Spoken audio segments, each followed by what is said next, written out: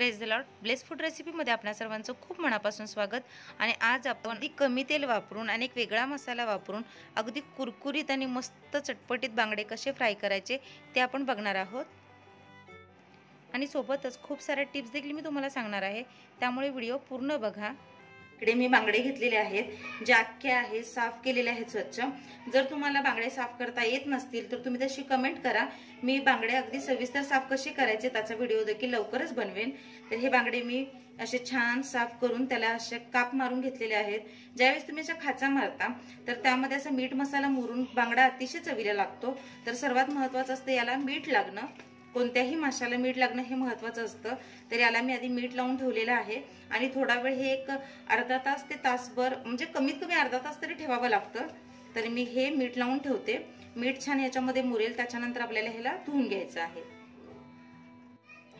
तर हे पहा, आपण स्वच्छ करून घेतलेले बांगडे. तर मीठ लावल्यानंतर हे मी धुतलेले आहेत.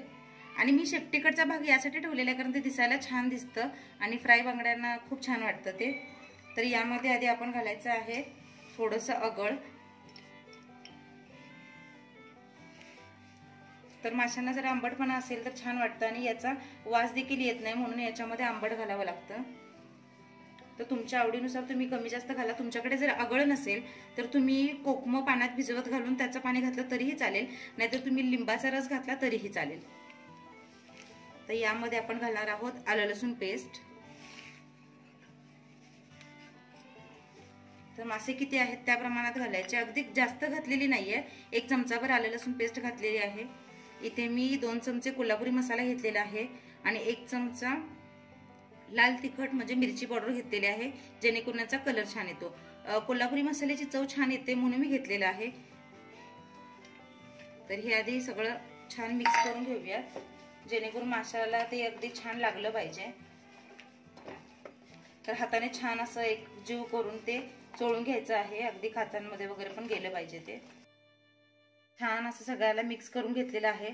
तर तुम्ही बघू शकता अगदी खाचांमध्ये त्या मसाला गेलेला आहे आणि याच्यामुळे याची चव खूप छान लागते.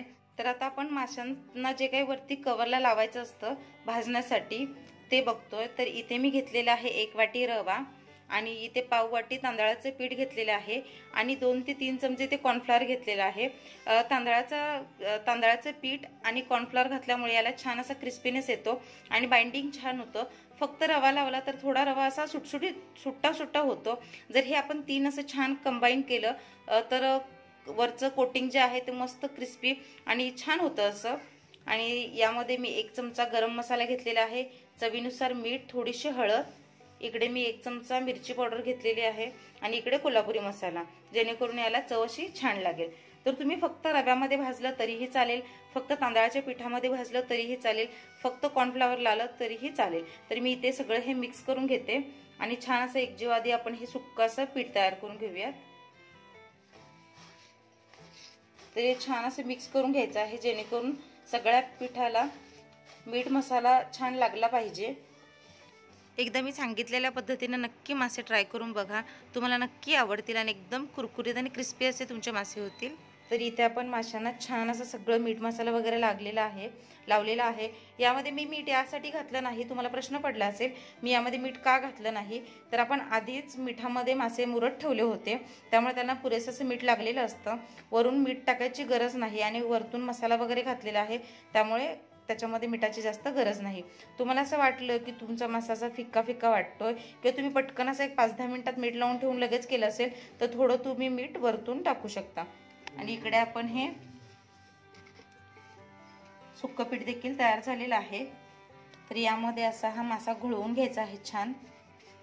तर कॉर्नफ्लॉवर आणि तांदळाचे पीठ घातल्यामुळे याला छान असं सगळं स्टफिंग लागलं जातं, हे छान असं कोट होतं. तर हा मासा जो आहे तो सगळीकडून छान असा घोळवून मस्त असं दाबून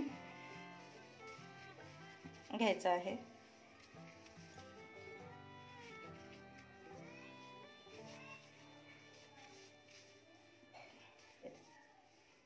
तर हे पहा, अशा प्रकारे मी सगळ्या माशांना छान असं कोट करून घेते किंवा रवा लावून घेते आणि नंतर आपण तो भाजूयात. इथे मी एक पॅन ठेवलेला आहे आणि पॅनमध्ये 1 2 ते 3 चमचे तेल टाकलेलं आहे. तर इकडे मी शॅलो फ्राय करत आहे मासे. तर तुम्ही हवं तर डीप फ्राय देखील करू शकता, पण डीप फ्राय केल्यानंतर ते तेल आपण परत परत वापरू शकत नाही, कारण माशांना एक वास असतो आणि तो वास त्या तेलामध्ये उतरतो. तर त्यापेक्षा तुम्ही जर असं शॅलो फ्राय केलं तर आरोग्याच्या दृष्टीने देखील ते छान आहे आणि तुमचं तेल देखील मग खराब होत नाही. तर इथे तेल आपलं छान तापू द्यायचं आहे आणि अशा प्रकारे ज्यावेळेस तुम्ही बांगडे फ्राय करता ते खूप छान लागतात. त्याला पेस्ट वगैरे लावल्यामुळे एक चव वेगळी येते. तर हे तेल छान असं पसरून घ्यायचं. तर नॉनस्टिक पॅनमुळे काय होतं की तेल आपल्याला कमी लागतं आणि बांगडे चिकटून बसणार नाहीत त्याला. लोखंडी भांड्यांमध्ये देखील मासे फ्राय केल्यास खूप छान चव लागते त्याची आणि वास देखील येत नाही.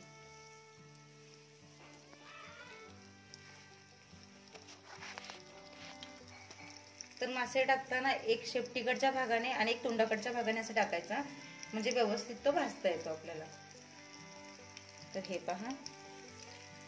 तर या छोट्या छोट्या कुकिंगच्या टिप्स असतात ज्या आपण फॉलो केल्या तर स्वयंपाक करणं सोपं होतं, सोयीस्कर होतं. आपण एकसारखेच जर 4 मासे टाकले तर ते व्यवस्थित सुटसुटीत भाजले जात नाहीत, अडचण होते. तर हे पहा, एक उलट एक सुलट अशा पद्धतीने जर तुम्ही टाकला तर त्या पॅनमध्ये सगळीकडून तो मासा छान भाजला जातो. तर गॅसची आच खूप मोठी करायची नाहीये, मंद ते मीडियम आचेवर छान असे मासे कुरकुरीत भाजून घ्यायचे आहेत. गॅसची आच जर तुम्ही मोठी केली तर वरचं आवरण फक्त करपणार, आतून मासे छान असे सॉफ्ट होणार नाहीत आणि वरचं आवरण देखील कुरकुरीत असं होणार नाही. तर तुम्हाला जर क्रिस्पी आणि मस्त असं छान मासा हवा असेल तर थोडी वाट बघितली तरी हरकत नाही, पण मध्यम ते मंद आचेवर मासे छान भाजून घ्यायचे.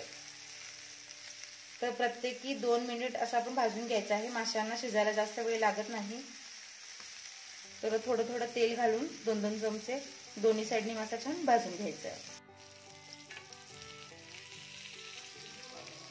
तर हे पहा, एका साईडने छान आपण भाजलेलं आहे, तर दुसऱ्या साईडने देखील छान भाजून घ्यायचं आहे.